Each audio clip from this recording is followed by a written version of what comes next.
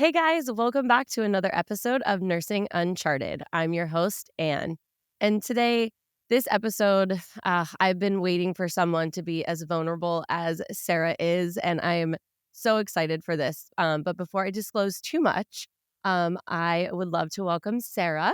And I first would love for you to just introduce yourself, give our listeners a little bit of a background of who you are and why you're here today.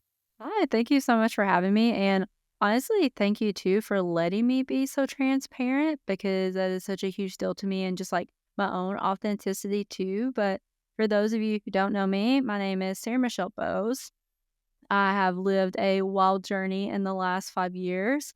I call myself a nursepreneur because 5 years ago, at this time, actually, I was working at the bedside. I was an oncology nurse and I was finishing up my nurse practitioner degree. And if you think back to 5 years ago in March, we were just about to hit COVID and all the shutdowns and all the craziness.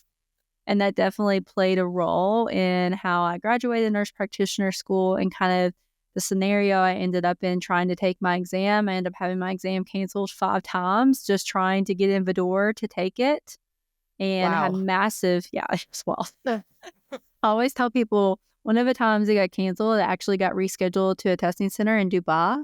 And I was like, there's no way I'm reading this like email correctly. And no, they were just like so inundated and so confused. There was just so many layers going on that it really was scheduled in Dubai.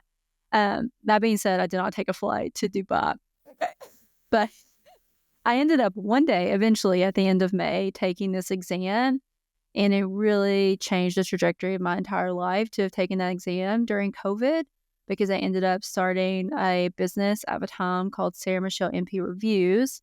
And that business was really cool because the whole premise actually was around transparency and especially around mental health because I had all this anxiety taking this exam and it was way more than just normal run-of-the-mill anxiety. And I was like, I just don't feel like I can be the only human out there that feels this anxious about taking this exam, especially when everyone around me is having this very similar experience of exams canceled and all that. And when am I going to take it? And what is my next job going to look like? Because that was the other part too. I had a nurse practitioner job lined up because I'm very type A and I had a plan of how all this was going to go. And it was supposed to start in June, but then COVID hit and they were like, how about December? And so between May, passing my exam, and December, my business had been so successful. I was like, I don't know if I want to be a nurse practitioner, actually. So let's just try out this business thing and see if that works. So that's kind of, I guess that would be my start into this podcast because there's a lot of stories, there's a lot of details. But I know. And I think about our first meeting and just like what we talked about. And, just to bring just a quick little synopsis of what we're going to talk about this episode is, what you said, mental health, anxiety, and, OCD even being a part of that. And just you talking about your exam being rescheduled 5 times. Talk about like test anxiety and then adding even more anxiety. That's it was insane. I can't even. Like I think back to when I had to take my NCLEX, and full disclosure, I failed the first time because of anxiety. It's I stayed up huge. all night, like I stayed up all night cramming. I had every single question and I knew leaving there I did not do well. And then, you kind of the second time I took it, I had like 75 questions. I was like, that was so easy. Why did I panic this first time? So there's always the underlying test anxiety, but having, baseline anxiety and then COVID and then rescheduling the exam. Well, My mind is there like, was a time I showed up to a testing center and it was just closed. Like there was just a sign on the door. They're like, we're closed. And I'm like, what do you mean? I'm testing in 35 minutes because I'm here early. He's a right, of human. course, type A. And there was nobody in there. There was nobody to call. They're just like, we're closed, reschedule. I'm like, okay, great. Thank you. My gosh. Well, I'm very proud of you for passing your exam. Okay. It was a big deal. It was a big deal. With all of that. Yeah. And, I said coming into this, like, I'm just so thankful that you're, able to be so transparent and so honest because mental health is something that I really wanted to focus on this year with this podcast. I think everyone is struggling with some sort of that in some aspect, but we just, as nurses, we just don't talk about it because we're the helpers. We're not supposed to be the ones that need the help. And we do though. We deal with the worst of the worst things and then have to go home and be like, we're fine. I'm fine. Everything's great. So, again, thank you. And I'm really excited for the listeners to hear your story and, where this all started for you with your anxiety and when you first noticed that. So I would love for you to share that when, your nursing school story that we had talked about previously. Yeah, as I've said a couple of times now, I am a type A human. I like to have a plan. And for me, school has always been one of those things that I'm good at. Not because I'm inherently good at school. Not to say I'm not intelligent, but I have to work hard. Like I study, I prepare, and if I put the work in, I see the results. And so nursing school for me was the first time ever that I was putting in the effort and I didn't see the results that I was anticipating. And so like my first year of college, for example, when you're doing all the prereqs, like I had a 4.0 GPA. I did great in all of my classes. Like I had my flashcards, I had my planner, I worked a full-time job at the time, and all the pieces came together because I put in the effort. Cool. But then I got into nursing school, and, those exams where they have multiple correct answers and you've got to choose the most correct and you've got to be able to prioritize and like think in this new way. My brain really struggled to wrap around that. And I made it through, but I wasn't doing as well as I had done previously, and definitely not as well as I had done before college because, like I said, school is my thing. And so when I got to my junior year was really where it started to crumble a bit because I ended up in that like notorious weed out class that everybody talks about, med surge. And she told us in the very beginning, she's like, a third of you will fail. And Oh, like, wow. I know, talk about mindset. And I was like, No, okay. seriously. And you're like looking around and you see students who failed last semester and are now back with you this semester and have joined your class because your cohort at that point. And so there's just all this like anticipation build up, even to walk in on day one around what this class was going to be. And I remember because I have OCD and I kind of overdo things when I want to do really well and I get very obsessive. And so for my first exam, I studied over 80 hours for that med-surg exam, and I failed it. Now, I Oh failed it my by one gosh. question, and in the realm of nursing school, like a 74 is failing, but I still failed it. And I was like, oh my God, like I don't even know what more I could possibly be doing to be successful in this class. And the like added pressure and anxiety too of if you're in your junior year halfway through your program and I'm paying for my own school. And so it's not like I'm just going to go do another major now or think about something different because I had a lot of money on the line in this degree too. Right. You do. Like it's a lot of pressure. It's so much pressure. I don't mean to go back to this, or interrupt you and go back, but the fact of someone saying when you walk into that room that a third of you aren't going to make it, like that literally happened to me in nursing school. I took our anatomy and physiology was separate. So I took physiology and it was a tenured professor. I think it was his last time teaching.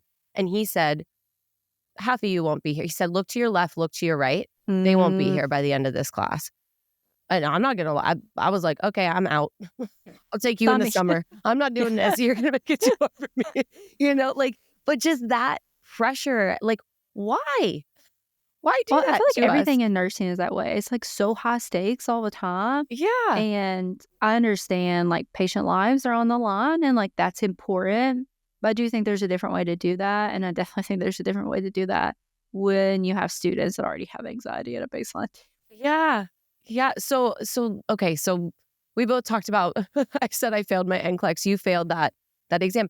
Well, what did you have to do? Did they allow like retakes of that? Or, Oh, no no. retakes. And then it kind of like further spiraled downward. And so I went to clinical one day and I had been successful in clinical up to that point. I just had satisfactory midterm evaluation. Like everything was fine because I would literally, speaking back to my OCD, I would get up at 5 a.m. I had to be there at 6:45. I only lived 10 minutes away. And I would like run through my assessment and how I was going to do it and how I was going to talk to patients and all this stuff before I ever walked in the door. So I felt like ultra prepared for that experience. But one day, my clinical instructor, halfway through our semester, and we were about to take our second exam by that point, asked to pass medications with me, which was fun. But at that point, too, we're halfway through this program. And so we've been passing medications with the nurses. And so I hadn't really had that experience with my instructor yet, which is fun. And yeah, you're like, cool. It's fine. It's fine. Yeah, it's all fine. It's great. Ultimately, when I went to pull one of the medications out, it was due to be administered IV push. And at the school I went to, there were only 7 medications we were even allowed to IV push. And it was something that we were supposed to see in clinical, just like a pop-up skill, not something we learned in lab at the time. And I told her, I said, I just haven't done this before. Like, this hasn't popped up with a medication that we're allowed to give. Like, I would love for you to kind of walk me through it and we can do it together. And the whole situation just pivoted so fast. I can't wrap my head around it when I think about it sometimes. But she was like, you have about 2 minutes to figure this out and we're going to go do it. And so I was like, okay. Ooh. My anxiety is like growing. Like, I was already anxious to begin with doing it with her. Yes. And so my immediate thought was like, I have a very limited amount of time. I have to figure out how to do this. And I'm just going to ask for help because it's the only thing I know to do. I'm going to find a nurse that I've worked with before. I'm going to ask her to run it through with me so I can go do it with my instructor. And so I went into a nurse's station and we were like kind of walking through the process. Like, this is how you pull it up. This is what it would look like. Because in my very anxious brain, actually what I was really hung up on was not giving the medication because I watched YouTube videos. I felt like I could give it.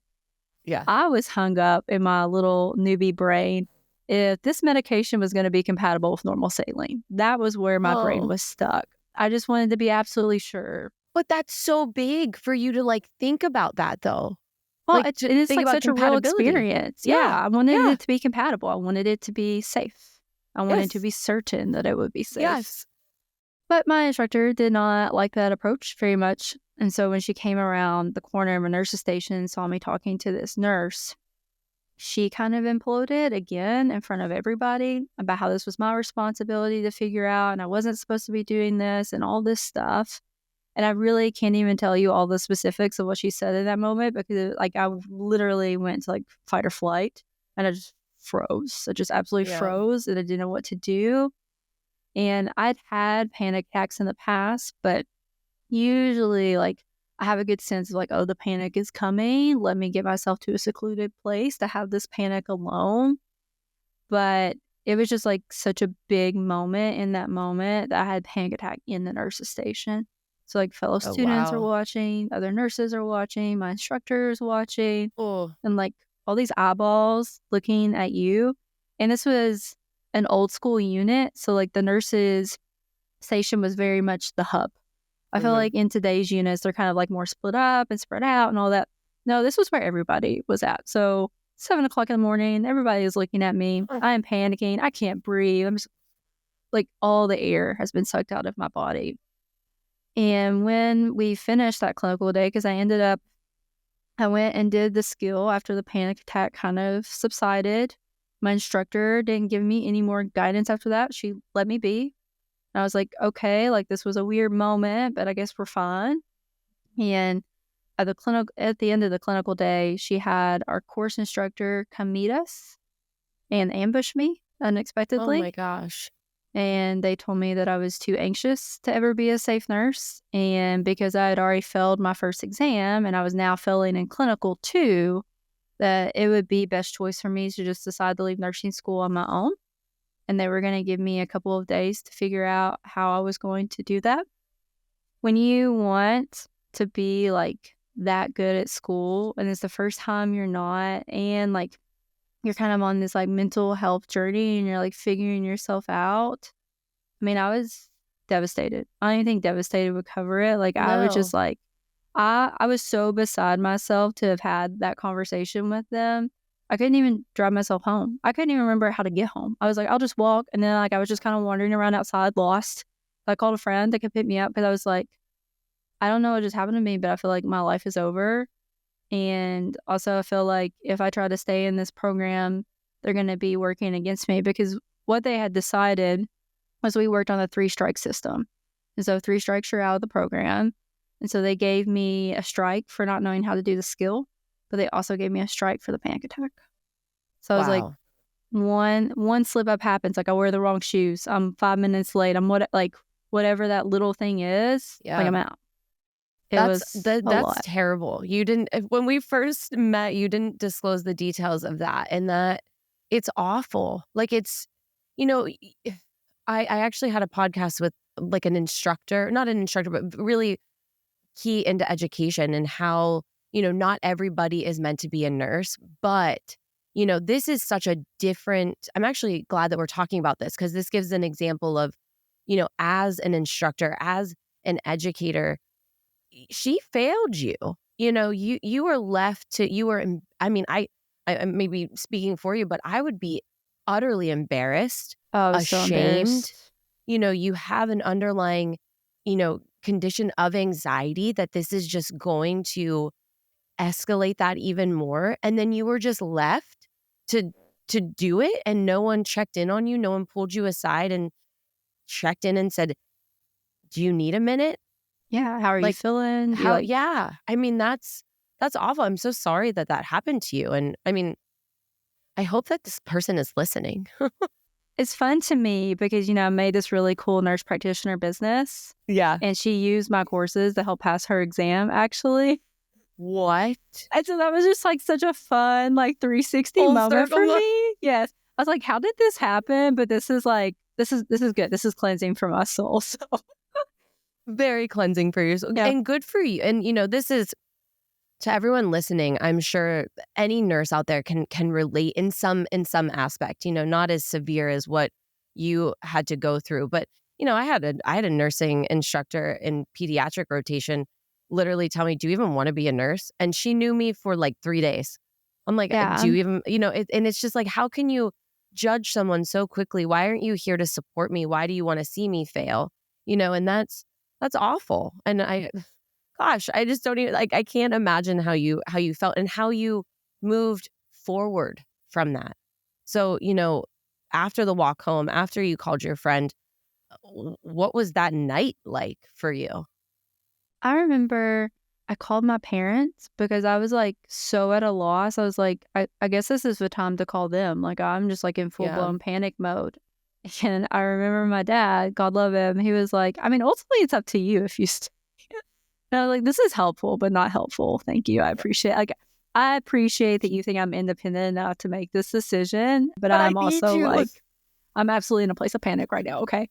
But that being said, I kind of worked over the next couple of days. I had a really, really wonderful supervisor at the time, which sounds like a weird statement, but he ended up being a mentor to me. I worked at our local student center and I was a manager, and he was the manager of the student managers. But I was like, I have all this desire my entire life to teach and to educate.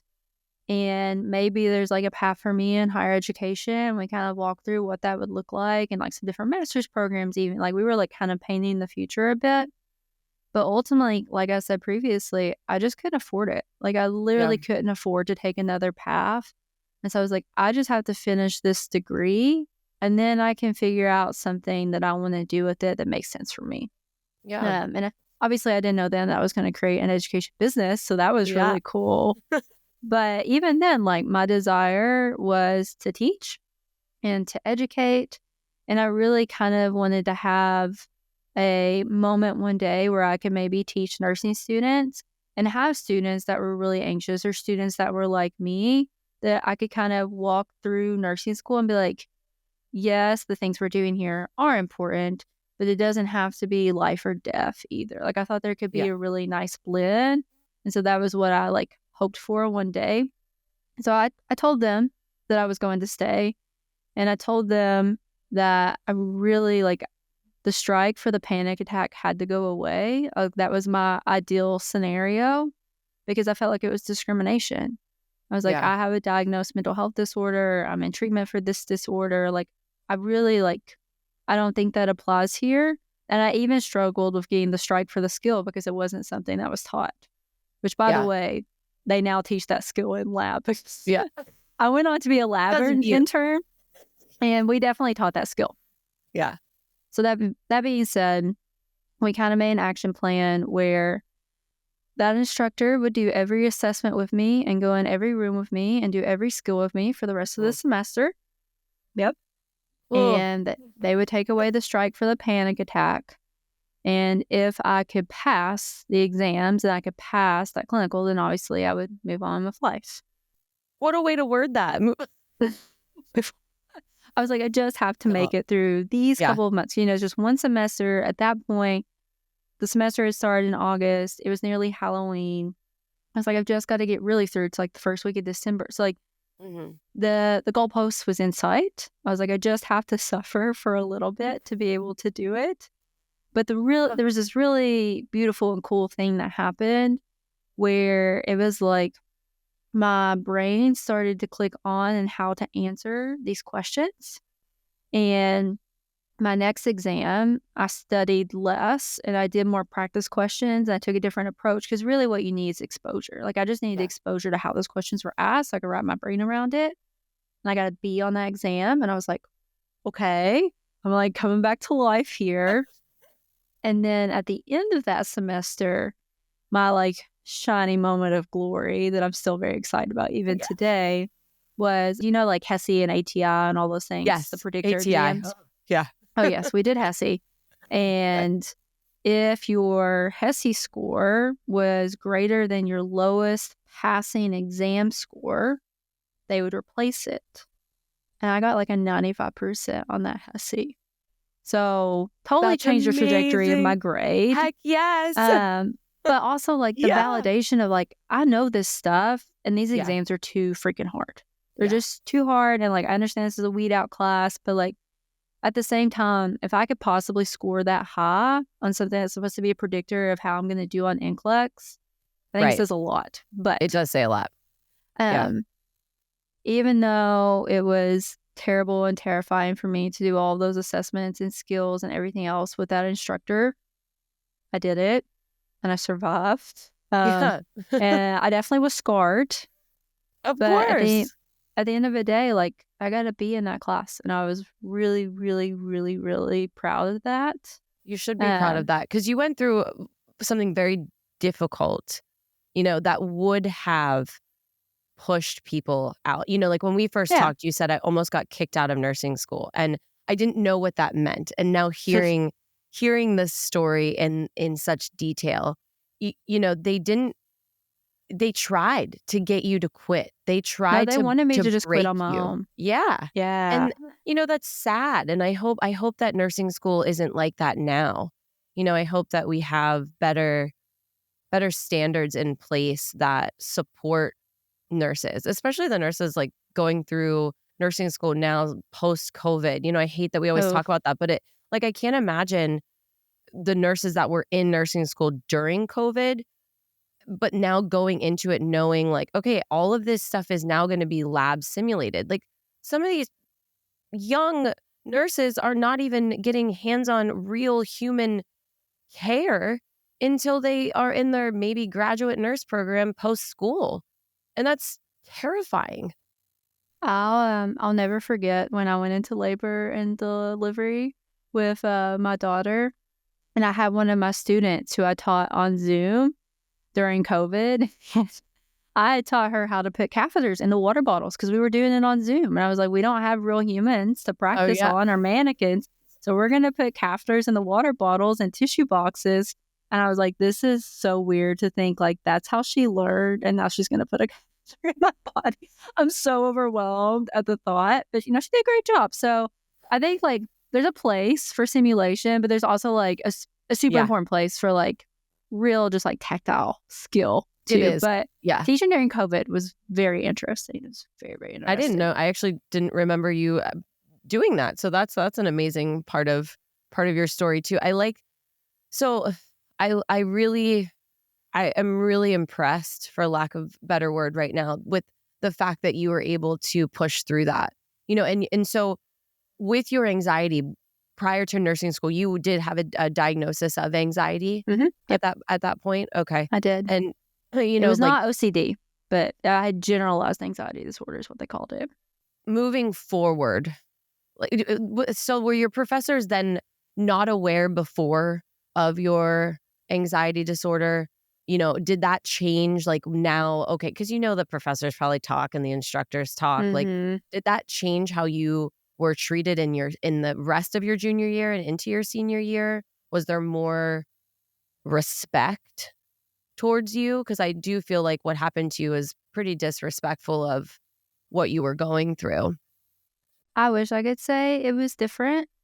But at the end of the day, I think maybe the real problem was just it wasn't like they had a list or a strategy or like Mhm. a resource bank of what do we do with anxious individuals.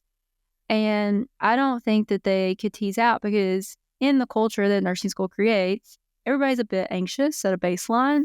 And Yeah. so I'm not sure they could like tease out necessarily, Yeah. other than the panic attack, for example, Right. that I was having big, major anxiety.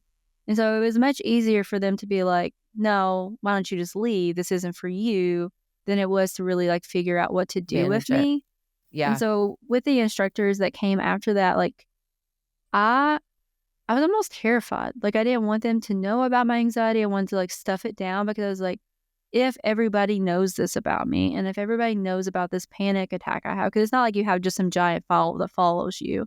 Um, Yeah. Well, they also think that I'm too anxious to be a safe nurse. And so I found myself actually downplaying my anxiety more than ever after Oh, that because I was wow. so scared to like live that experience again, if that makes sense. No, it makes total my mind didn't go there. I didn't even think of that, but you're right. Like you wanted to kind of tuck it away I and be wanted to like, "Nope, that hide. was a one-time, one-off thing, never Yep. happening Oh, again. Don't want another blimp. strike. No more But strikes. really, though, yeah, 0 strikes. 0 strikes. We're going for 0 here." Yes. Oh my gosh. Sorry to laugh about that because it's not No, no. funny, but it's really sad. It really is. Like your story brought a lot of emotion hearing that. And, I can't believe you made it through nursing school. And how quickly did you go into your nurse practitioner school from your RN So program? I graduated my bachelor's program in 2016. Okay. In 2017, I started my master's in nursing education because I Okay. was like, one day I want to teach. My employer pays for it. Perfect. Let's do Yep. it. And then I actually did that in 6 months, and that was insane. It's also Yeah. a product of OCD. So OCD isn't always bad. And in 2018 was when my employer announced they were no longer going to be paying for school. And so it was kind of make or break. Like, if I think I ever want to be a nurse practitioner, now is the Yeah. time to do it. And so I started school then and graduated in 2020. So you didn't really have a break from what you went through in nursing school till you continued school. Like Oh, that's no, yeah, I just kept going. so you just kept going. Do you think that what happened to you pushed you to get that done because you had like the tools that you kind of found that helped you get through the rest of your RN program, that you could just be like, okay, I know how to do this now. Let me just get it done. Or did you have any moments like you had previously in the, nurse practitioner program, or to get your master's in education in 6 months, that's obviously a passion of yours. So you, Yes. you put your head down and you got it And I done. love So school. Like I said, yeah, I really do love that's right. school. You do. Yeah. So Actually, I had this really cool experience my senior year of college. This is going to sound totally contrary to the story I just told you, but I had an instructor that I had before that incident happened who reached out to me and she said, "There's someone I know that needs tutoring. Would you tutor them in one of these nursing courses?" And I was like, I mean, why not? yeah. And I started tutoring her and I was like, oh my goodness, I have no desire to be a nurse at all. I just want to teach. I was like, this lights me up. Oh, I'm excited about it. Like, I feel so much yeah. passion. Like, not that I didn't like love parts of being an oncology nurse, but there's a lot of bureaucracy, there's a lot of politics, there's a lot of other layers when it comes to bedside nursing. But I really, really loved tutoring her, and I loved it to the point that I ended up tutoring so many people that it became its own full-time job my senior year of college. And Wow. I was like, whatever gets me on the fastest track to doing this, that's what You're I going want to to do it. do. And that's Yeah. how I ended up in that master's program so quickly. Oh, Because I I was like, love that. it's paid for. I'm not in a season of my life where I'm married yet or have kids. Like, this is the school season. Right. So let's just go ahead and do it, because even if I use it a decade from now, like, it will benefit me to have this Yeah. additional degree. And I love that we each have our own passion in healthcare.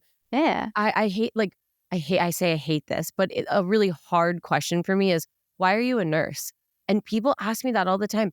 Honestly, I have no idea. Like, I don't know how to answer that question, because do I like helping people? Yes, but there's something in it that I feel like I haven't found yet. And that's crazy to say, because Mm, I've been a nurse for 16 years. But, that's really cool, though. every like travel assignment I go on, I never thought I would never be an educator. Never. I'd never want to do it. But my last year I was on an assignment for almost a year, and I worked really closely with my manager at the time. And it was a very small, very new hospital. They were trying to really work to get their NICU up to a level 3 NICU versus like a Mm, level 2 special care. Well, actually, at yeah. that time, it was just a special care nursery. They wouldn't even give it the NICU name. Wow. But we were taking NICU patients, and the nurses were mostly postpartum nurses that just decided, hey, I know how to take care of these transitional infants. This may be a good fit for me. But then it was basically staffed with a lot of travel nurses who had the experience of NICUs. So we were able to take care of sicker babies. And there was a huge lack of education. So I actually worked with my manager to help educate That's the like, cool. and I was like, oh my gosh, like this kind of fills my cup up, and it Yeah. was kind of like a neat and a really new environment to be in. And I got such fulfillment from that. So I don't know, maybe education will be in my future. I'm not sure. I think there are some headaches that come with being a nurse educator in a hospital Yes.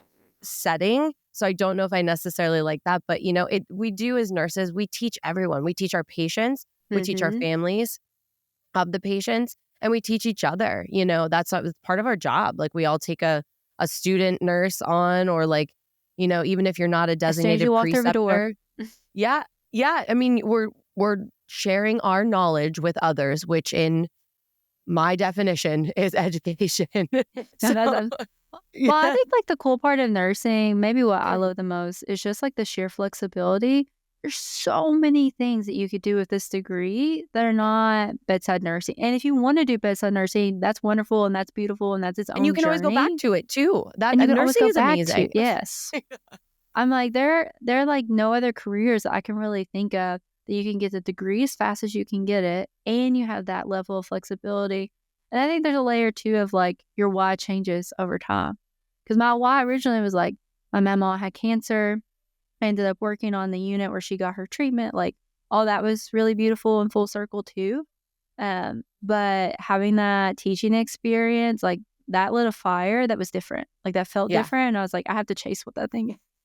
Yeah, and I love that. And I think, for me, maybe I look at it differently, because I think if someone asked me, why are you a nurse 10 years ago? I would have been like, I love helping people. That's such a Mm-hmm. cliche thing to say, but I Yes. did. I got joy out of seeing people, Yeah, well, babies in serving my world, others. get better. Yeah, and it Yeah. brings fulfillment. But that shifted a little bit for me. Healthcare shifted a little bit, a Mm-hmm. lot of bit versus a little bit. So, it's now like, okay, why do I continue to do this in a healthcare system that's changing? And I love that you're saying your why changes, and it's very valid. And I'm going to take your advice to heart, because it's true, and it's okay not to know why you're a nurse. It's okay to maybe be confused for a little bit and take a step back and come back into it, which is the power of nursing Yeah. and the nursing degree. The So flexibility. that's right. So getting back to your anxiety, and we've talked Mm. about your OCD. Your official diagnosis, I know, didn't come until later. Like, Way during nursing later. school, you had your official generalized anxiety disorder. But what what happened that the OCD portion was really brought to light, or you figured that out? I think that I just, at a baseline, had a really poor understanding of what in the world OCD even was. And so I think when people think about OCD, they always think of, like, the stereotypical media portrayal of, like, someone washing their hands 1,000 times over, wash, wash, wash, germs, contamination, all things. And I had bits and pieces of that during COVID, but I feel like we all had bits and pieces of that during Oh, COVID. yeah. So I kind of like wrote it off. But at the end of the day, OCD is all about wanting absolute certainty. But the Okay. beautiful and terrible thing about life is there is no real certainty. Like, even the things you think are 1,000% certain, nothing is really certain. And when you think back to when I was talking about, I wanted to be absolutely certain that the normal saline was going to be compatible Yeah. with the Zofran I was Right. giving. I see the way that OCD was kind of weaving itself in my life. I just didn't really have the language for it yet. And Right. so when I had my daughter, and we'll talk about this more expansively, but she ended up having 4 different heart defects, and me having my medical brain and just like how responsible I felt for her care all the time, and kind of some added layers. There's this one theme of OCD that's called magical thinking. And it's kind of like, think about like 4-year-olds. 4-year-olds go through like pretend the magical Yeah. thinking and all the things. Yes. But me, as an adult and as a new mom, I'm like, if I don't do this thing, so if I don't tap this doorknob, or if I don't put this cap on this in just the right way, something bad will happen to my daughter. And that is a lot of responsibility to take on. And I think that it's only something that you can manage at that scale, especially when you feel like someone's life is on the line for a Yeah. little while before you're like, I've had anxiety and I've had panic attacks and I've had all these things, but this is elevated. This is amplified. It's different. It feels different. And so after we kind of made it through the bulk of her initial set of surgeries for her heart defects, I mean, it was the week after we got out of the hospital, I was like, I have to go to a therapist and figure out what in the world is going on with my brain right now, because I can't eat, I can't sleep. Like, I'm Oh, just like wow. so hyper fixated on this baby and keeping her alive, because it was such a jarring experience to have a child that was so sick that she had to be on like monitors and stuff at home. And then she has her heart repair, and we go through all of that. And then we bring her home, and she's just supposed to be normal now. And they're like, throw the scale away and throw the oxygen Yeah. monitor away. And I'm like, I can't do that. like, my brain can't rationalize that. Like, I'm like, Yeah. but she was so sick, like just 6 weeks ago. Like, she was literally dying 6 weeks ago. What do you mean throw the oxygen monitor away? Yeah. So that was when I ended up getting my OCD diagnosis. And as soon as I got it, it was one of the coolest moments of my life, because every other diagnosis that I thought I had fit into this box. And it was the first time in my life I was like, I really genuinely, wholeheartedly like feel seen. I feel heard. I feel Oh, validated. Like, none of those other diagnoses really fit. And right. now, like, that I know where my home is and what's going on in my brain, and I have awareness, I can work on it. And Yeah. it's like, it's so cool to feel like you have agency and power and ownership to be able to do that, when I feel like my anxiety ran my life for so long. Yeah. I mean, that's such a great way to look at it, because it's scary to get a diagnosis, especially mental So health. Like, scary. it's such a shameful thing, and that's not fair, because I will tell you, I bet 99% of everyone out there has some sort of Something. anxiety issue going on, underlying, manifests in different ways. But, just like finding like that, okay, not like I'm not crazy moment, but like, oh my gosh, like I get it, I understand it, and now I can not fix it, but I can control it. I can now gain control over something that I didn't have control over, which, like, in OCD, I guess can kind of be a catch Double-edged 22. sword. But Yeah. Yeah. yeah, but that is really any diagnosis, really, in general. As soon as you know what's going on with you, there's now, your brain can process things into being like, okay, I know, now I do this, now I do this, now I do this. So, I'm glad that, it's unfortunate how that had to take so long to get the diagnosis, and what you had to go through to get there. But, I think that now, I'm sure your life is a little, I'm so grateful to have it. yeah, It makes me like yeah, I spend so much less time now in my head and so much more time present in my body, which, especially in this season and being the mom to a 2.5-year-old, like, I want to be able to be present, and I don't want yeah, to be stuck up here all the yeah, time. And so I think all the time, like, that was really like such a life defining moment for me to realize that's what I had. and to realize that all the talk therapy I had been doing for years and years before that actually made it worse. Yeah. But now to be able to like do the exposure therapy and do all the things I need to do, like, I'm in a good spot. Yeah. I mean, I know that there are people that are going to listen to this and be like, this is me. Like, this is what I'm feeling, what I'm going through, especially in nursing school. What are some what is the biggest lesson you learned from nursing school and in managing anxiety to where you are now? Like, what piece of advice, or what could you just share with the listeners? I wish what I had known then was just like to take a moment to pause, and it was totally okay and valid to feel my feelings. And I know that sounds like a really weird statement, but there's this culture, they kind of brand it as resilience in nursing school, but you tough it up and you keep moving and you do the thing Yeah. and like all these things, right? But I really like, I had no time to even like process that experience because I had to keep pushing forward. And I was like, if I don't keep pushing forward, they're going to find a way to throw me out of this program. And like, this is my life, right? Right. But I wish I had had even just one human to share with back then about like, this is what's going on in my brain. And like, I am so overwhelmed and I do not feel safe at all.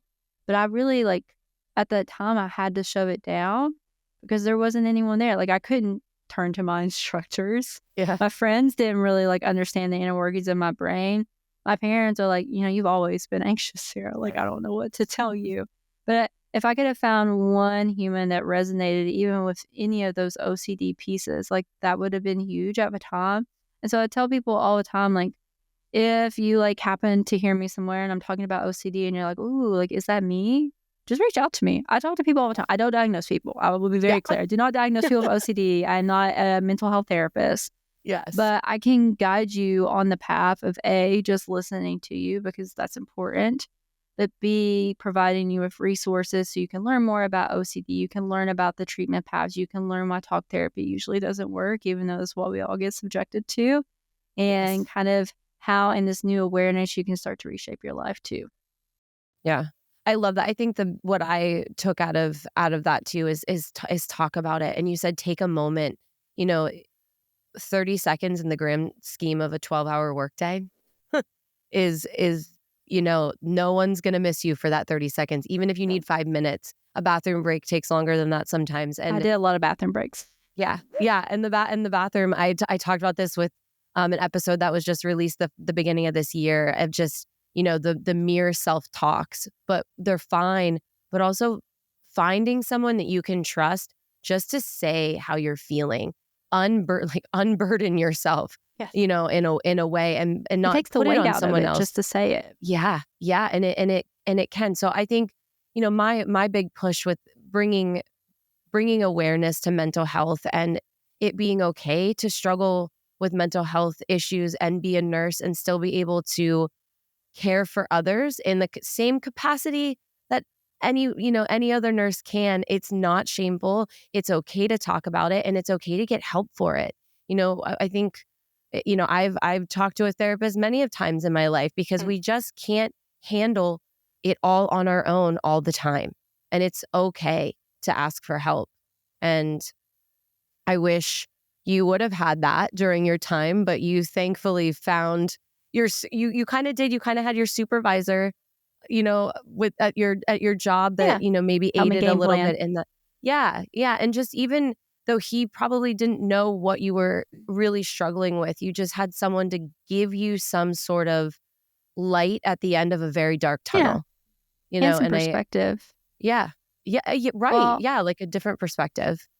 I think the other layer too, and what I always want people to hear, since there is stigma and there is shame, and there's all these big feelings around mental health, Yeah. is that anxiety, but honestly, even like OCD itself, can be your superpower as a nurse too. Like, I don't want to do it in like a toxic positivity kind of way, Yeah. but I was an oncology nurse. I worked in bone marrow transplant, which I love, but it was high stakes. No one has an immune system. I'm doing bone marrow transplants, like big deal. It made me a really, really, really great nurse because I was Yeah. super diligent. I was super on top of things. I was always watching.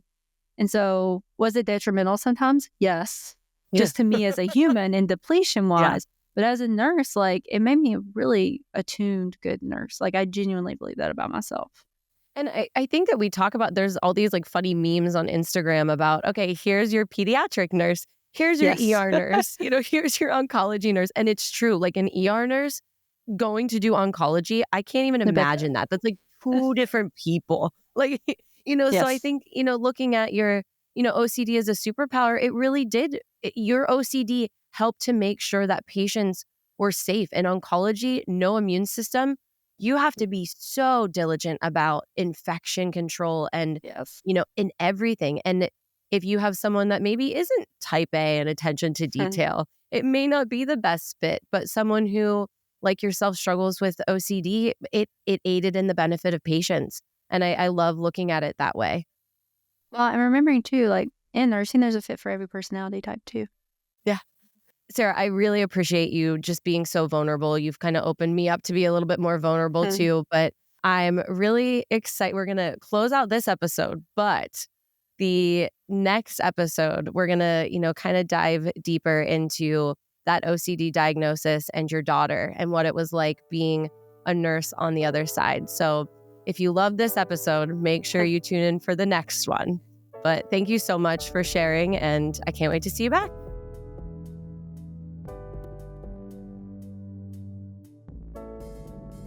Thank you for tuning in to Nursing Uncharted. You can learn more about this episode and our show on our website at amnhealthcare.com. If you enjoyed this episode, share it with a friend and subscribe to our show on your favorite podcast platform. You can also find show updates and nursing opportunities on our Instagram at AMN Nurse. Special thanks to AMN Healthcare for making this show possible.